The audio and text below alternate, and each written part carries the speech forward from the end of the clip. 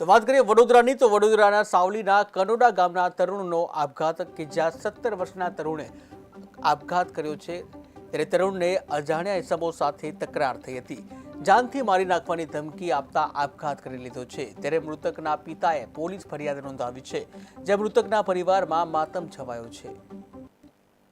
ગઈકાલે મારા જે ભત્રીજો ભાવેશ કરીને છે એ ત્યાં દુકાન નોકરીથી સાવલી નોકરી કરે છે. મતલબમાં ત્યાંથી પછી ઘરે આવેલો તો ત્યાં નવાપરા સ્ટેન્ડ પર એને દુકાને બેઠો છે અને સમોસાની લારી છે પેલા એક ભાઈની.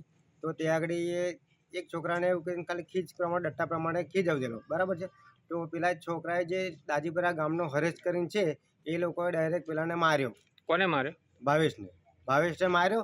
એટલે એના પપ્પાને ઘરે ખબર પડી, એટલે એના પપ્પા તો સ્ટેન્ડ પર આવ્યા. એટલે એના પપ્પાએ ભાવેશને છોડાયા પછી ભાવેશે અમને કોલ કર્યો, એના ભાઈને, મારો બીજો બી એક ભાઈ છે ભત્રીજો, એને કોલ કર્યો ઉપેન્દ્રને.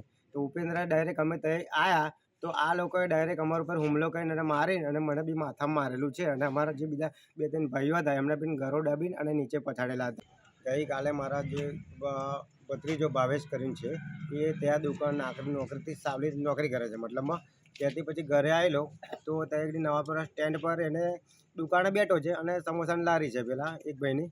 તો ત્યાં આગળ એ એક છોકરાને એવું કહીને ખાલી ખીચ પ્રમાણે ડટ્ટા પ્રમાણે ખીજવદેલો, બરાબર છે.